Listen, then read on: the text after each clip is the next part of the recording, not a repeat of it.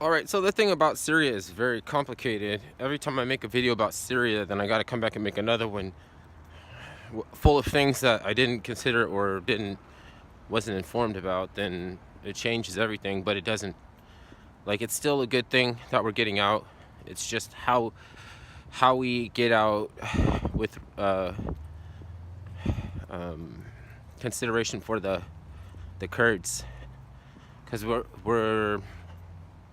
we never should have been there. You know what I mean?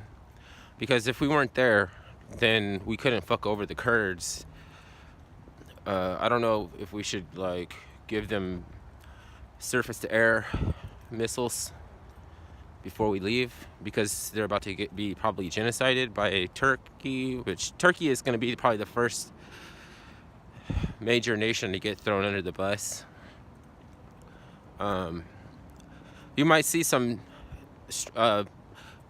what's it called, compound alliances, or like little, not compound, what do you call it, like we might have foes, but we might have alliances with the same nation for different purposes, right? So there might be an alliance between countries that are not really friends for other purposes, and that's very for a country that's just going to go forward and do what they want to do, like Turkey. They might think that it's all good, but I just have a bad feeling about them. Like, something might happen where the relations between Russia and Israel turn out to be a little bit stronger than anybody anticipated, and and at some point in time, Turkey's going to be represent trouble, like something troubling. They're a malefactor, and so the easiest way for something bad to happen with Turkey is for people to recognize that they're not as necessary. Like, we don't need them as much. Like that line in the movie, like how it's easy to kill the VC. It's easy, we just don't need him as much, right? And that's the game that they're playing. It's like, if you have a good rapport and your boss lets you get away with certain things, you can't just start saying like, well, maybe I won't come into work one day. I'll call in sick one day. Now he knows you as somebody he used to know as somebody who just showed up and he was willing to put up with a certain amount of things. But now he's always going to hit and talk on about you not showing up. So you don't have that capital anymore.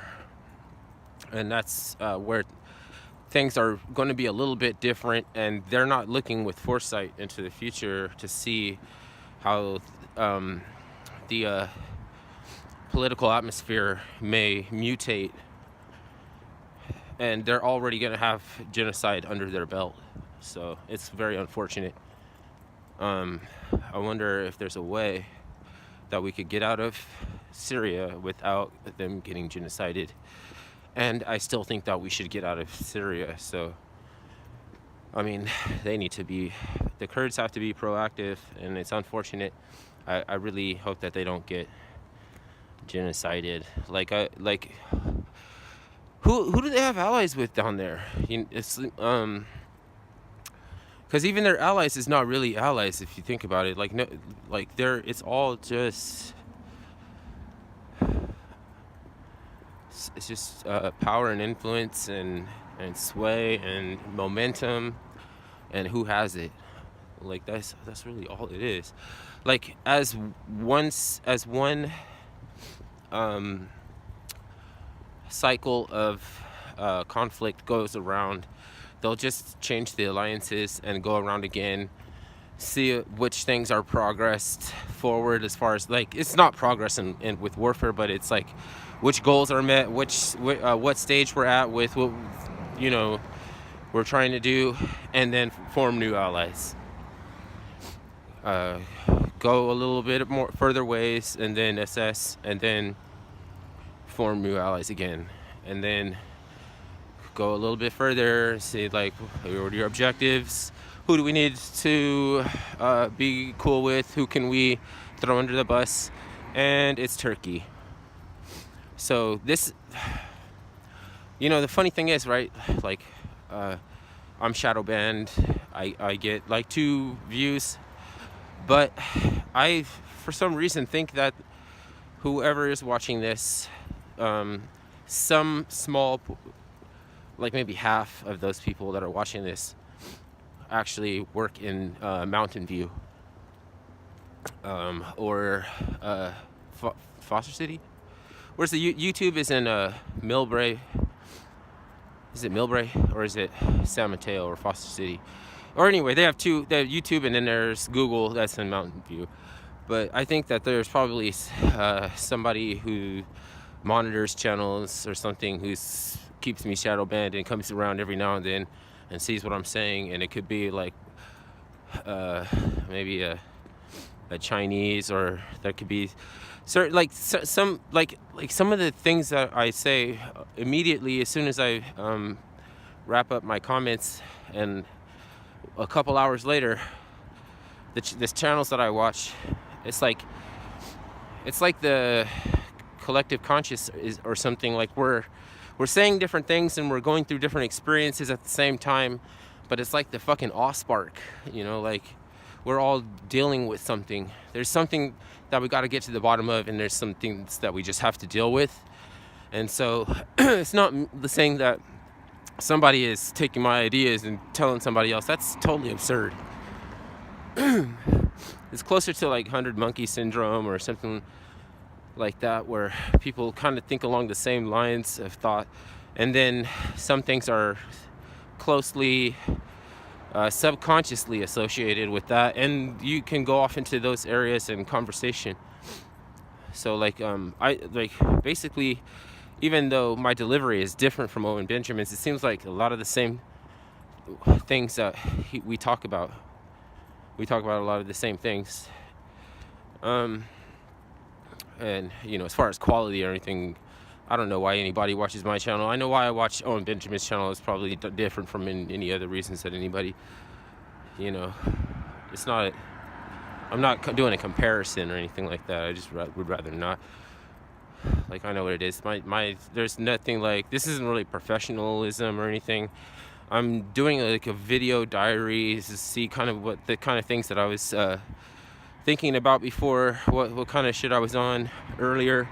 Because reason being, right, is that sometimes you say things to yourself in soliloquy, and you're like, oh, I really resonate with those views or those thoughts or those ideas.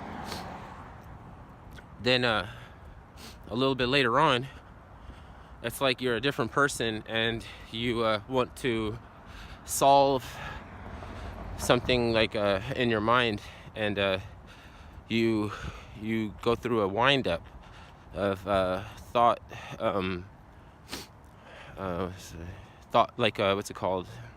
Thought stuff, the things that go into a perspective, and you're running through these things, and then you start to repeat some of the same things that you ran through already. So I think like by putting it on a video, then it's like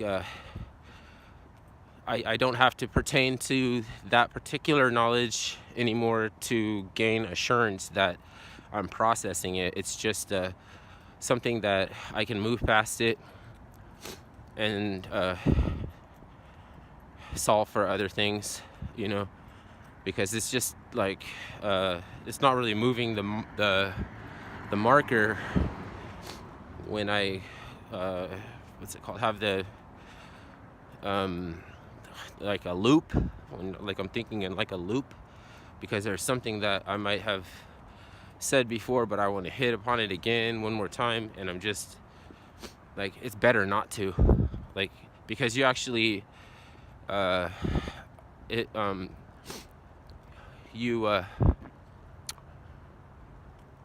you know something when you don't have to keep assuring yourself that you know something.